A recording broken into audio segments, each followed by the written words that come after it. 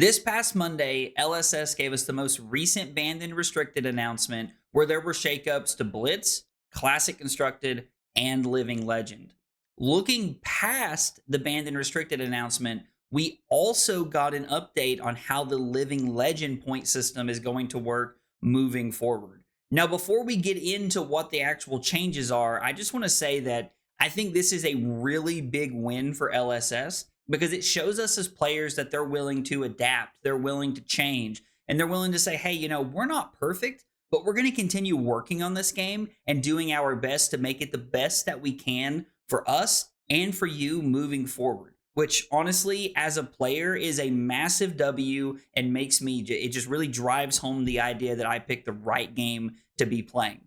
Now, in case you missed how the LL point system is going to change, we're first going to take a look at it, then we're going to talk about the pros and the cons so that you can better understand how this might affect you and the heroes you're going to be playing. Thanks for stopping by, guys. I hope you enjoy the video. Before we can understand if we like or dislike the LL point system updates, we have to understand what those changes are. So the first one, there's three big ones here. The first one is that during the first year of a hero's legality, they're going to earn half the normal number of Living Legend points that they do anyway. The second year, there's going to be no multiplier, which means that during the second year of the hero being in Classic Constructed, they're going to earn the same amount of points as they normally would over the course of the game. And then in all other years, they're going to have a 1.5 multiplier. So this means in years 2+, there's going to be a 1.5 times multiplier on all the heroes. Now, when you look back at the game, there's quite a few heroes that are still in CC that are 2 years or older. Now, the question is, how do these three things affect what the current CC metagame looks like? What heroes do we have? What heroes don't we have? Let's break these down rule by rule and see what the CC metagame might look like had these changes been implemented, let's say, a year ago. So with our changes coming on June 5th, all first-year heroes have their LL earning point total cut in half. Now, the biggest changes to the CC metagame off the top of my head are the fact that Aurora and Zen would both still be in CC format. Now, this is really interesting because, that shakes up CC a lot. Aurora was dominating for quite a while. They had to emergency ban things from Zen to get bonds out of there. We saw a pretty fair version of Zen after that. But, Aurora was dominating the meta right up until she hit Living Legend. So if we cut her points in half, she's still just over 600 or 700 right now, meaning that Aurora is going to be legal for Nats. Now, Zen, on the other hand, Zen was in a pretty balanced place. He was a good aggro deck, played the mid-range game pretty well, but Zen would still be available to see play in CC. So those are the two heroes that are just actively available right now if this change had been put into place, say, a year ago. The other interesting thing to consider when we talk about these first-year hero changes is where might the leaderboard total be otherwise? Florian is a really interesting thing to consider, like when we talk about his Living Legend points. Florian is just over 700 Living Legend points, I think. It's like just over 700 or something like that. But if you take Florian and you cut that in half, he's down to like 350. Maybe closer to 400, because you got to think Rosetta's not even been out a total year yet. We're like not even close to October.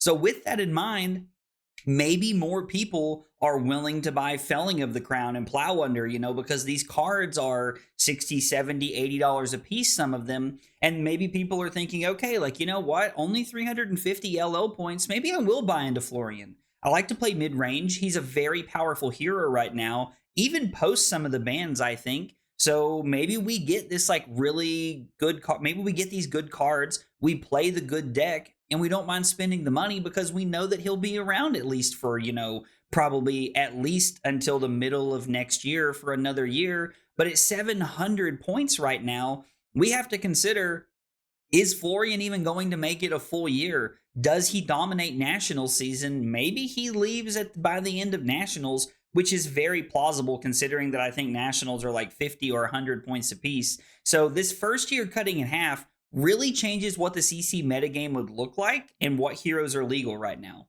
The second year heroes having no multiplier is really interesting because it means that all of these heroes that might have dominated earlier on in their first year are still in the CC metagame and they're trying to look to get their spot. So the two best examples I can give you of this are Icelander and Dromai.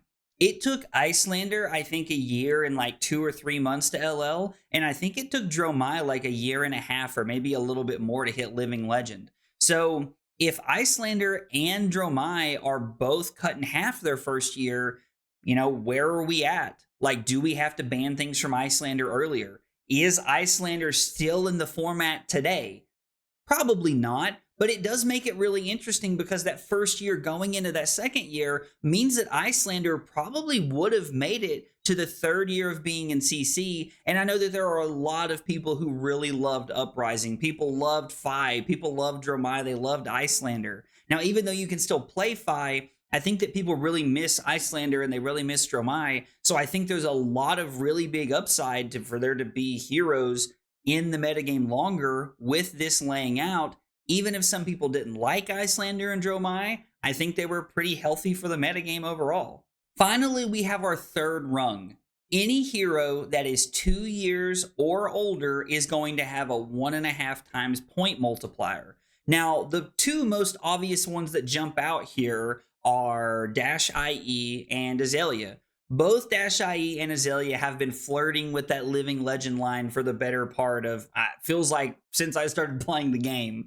Now, they're both up there in points and they're both really close, but it's also worth noting that both of these heroes probably would have crossed over into LL with that 1.5 point multiplier just during the hunted season. Now, I know that Azalea would have gone during the hunted season, but Dash IE would have been like 980 or 990. But if you have these changes over the last year, then both of these heroes are gone, and that really shakes up the meta. So this gives us an opportunity to get some older heroes out of the meta to really shake it up and maybe push decks out that were keeping other decks down that are just randomly spiking events here and there. So this 1.5 points multiplier does really change the number of heroes we're going to have access to in CC.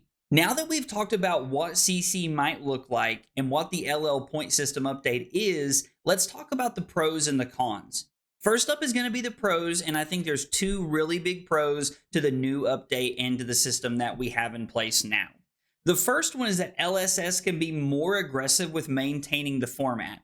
Now, I know that this is one that a lot of people probably think is a con, and I'm not sitting here saying that I want there to be bans every month or every quarter or anything like that. But I do think that LSS saying, hey, the points are going to go faster or slower for specific heroes means that they can ban specific cards or suspend them, meaning that we're going to get a healthy metagame. Over the last couple years, I can think of a couple metas that have really not been healthy, and it's just been one or two decks dominating the format. And so with LSS taking this approach, they can more proactively manage the classic constructed format, meaning that we're going to get a healthier format, meaning more people will want to play it and more heroes might be viable. The second big pro that we're going to talk about here is the new player base that's coming into the game. You're going to get to keep heroes for longer, at least guaranteed for the first year. So with this change, Aurora probably would have made it closer to a year, which is what LSS has stated they want to be done. So if most heroes are lasting a year or 2 years, that's giving you plenty of time to buy into the game, get cards you want, whether they're class staples or generic staples, and it also gives you plenty of time. You can start looking down the road at, a year and a half in, and you can say, okay, like my hero's going to LL soon. What am I going to play after this? So I think that this really opens it up for new players, and you're not running into a situation where a hero like Aurora LLs in 6 months, and then LSS has to turn around and immediately announce that they're printing a new Aurora a year later. It means that they can ban cards from the Aurora deck, make her more fair, and then from there, the new players who bought the Aurora Armory deck don't feel as bad when they're buying these cards and these products. When we talk about cons, there's really only one con on the list in my opinion, and it's really based around specialty heroes. So there's a few people who are like specialists of specific heroes. We talk about like Bravo, Dash IE, Azalea is a good one. Like if these heroes are specialists of that class, then it really feels bad because the one con is that if your hero's getting points faster, it does feel bad to watch them go at a faster rate because they've been in the game for a while. Especially if you pick up the game and you say, man, I'm going to play Dash IE. And it's like, well, maybe don't play Dash IE because with the 1.5 points time change, Dash IE is probably going to be gone before we know it. So if you're a specialist of a hero and you don't like to swap or change things around, this might be a little bit of a con for you unless you're going to become a specialist of a new hero. But if you're a specialist, it's probably of an older hero, which means this is not a great look for you. Guys, let me know if you think I missed a pro or a con, or just let me know what you think about the LL point system update in the comments down below. I'd love to hear about it. If you enjoyed the video, be sure to like and subscribe for more content. Thanks for watching. I'll see you next time. Take it easy, guys.